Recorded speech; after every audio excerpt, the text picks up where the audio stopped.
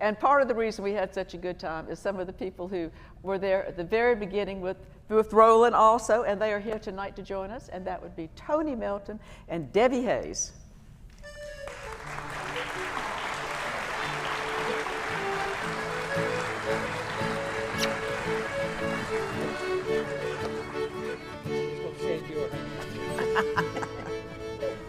Oh, goodness gracious. What fun, what fun, what fun. Debbie, gosh, how many years were you sitting there making friends and learning things from the chat room? A lot of years. We decided in 1999 to open up a chat room and become more interactive than just the telephone lines. And so since that time, we did communicate quite a bit with all of our viewers and people that wanted to chat. First of all, not everybody could get through on the telephone. No, they could not. There was not enough time. And I think in the chat room, don't people answer each other's questions as well? There's a lot of sharing of information. Absolutely. I believe that 90% of everything I learned about horticulture was from the chat room and my viewers and chatters that had been doing gardening way longer than I had. Well, Debbie's being humble because when I first met her, she was approved in every pesticide category out there. She has a great depth of knowledge, and we thank you for all the years you shared that with us. Thank you. And Tony Melton, for a little boy from McBee, even though you could pick butter beans at age 5, there was a lot of learning you had to learn to come on and hold your own with Rowland Alston. That's right. I had to stretch myself a long ways, and I've been stretching ever since, Amanda.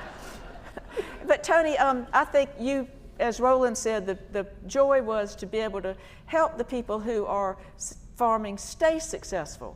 Yes, it is. It's difficult farming out there. It's very difficult. It's one of the most complicated and actually very touchy kind of a job. It's hard to do. So if we can help folks farm and make a living at farming, it's no better life, Amanda. Well, we thank you for all that you do, and I believe that Teresa once again has someone who has a little bit of curiosity about this. I sure do, Amanda. Back when Debbie was in the chat room, chatters had nicknames, and so with me is Anita, but her is affectionately referred to as Hens, so she's got a question for you. I just want to know, after being on Making It Grow so long, what do you bring back from it the most? What stands out the most to you? Rowland, we'll start with you. What stands out the most when you think back of your years on Making It Grow? Oh, I think traveling the state and seeing all the wonderful South Carolinians that we have and all the entrepreneurs and the small businesses, and we never went in any town or any business or any individual that we weren't really welcome with South Carolina hospitality, and it's just the people. We just have a great state, and the reason we have a great state is we've got good, friendly people.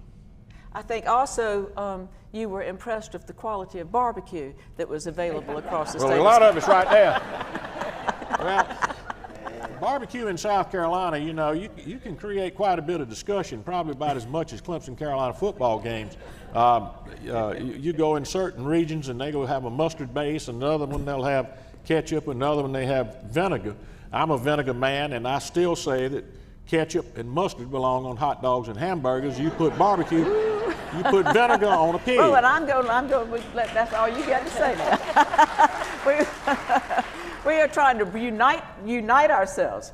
Debbie, what do you have to add to that? I loved going to the state fair. Oh. We would go every October to the state fair and meet so many wonderful people. Because they came from so far around the state. They did, and we were able to learn about livestock and about tractors. Rowland, remember all the tractor shows?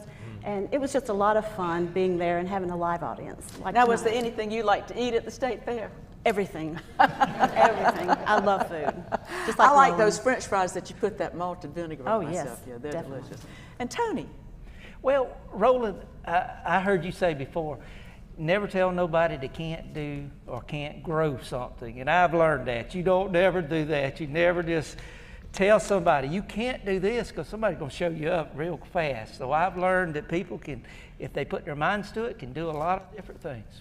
Well, I learned very quickly that you can grow bananas in South Carolina because there was a mechanic in Columbia that called me and said he had about 70 banana trees in his backyard, and I told him I didn't believe him.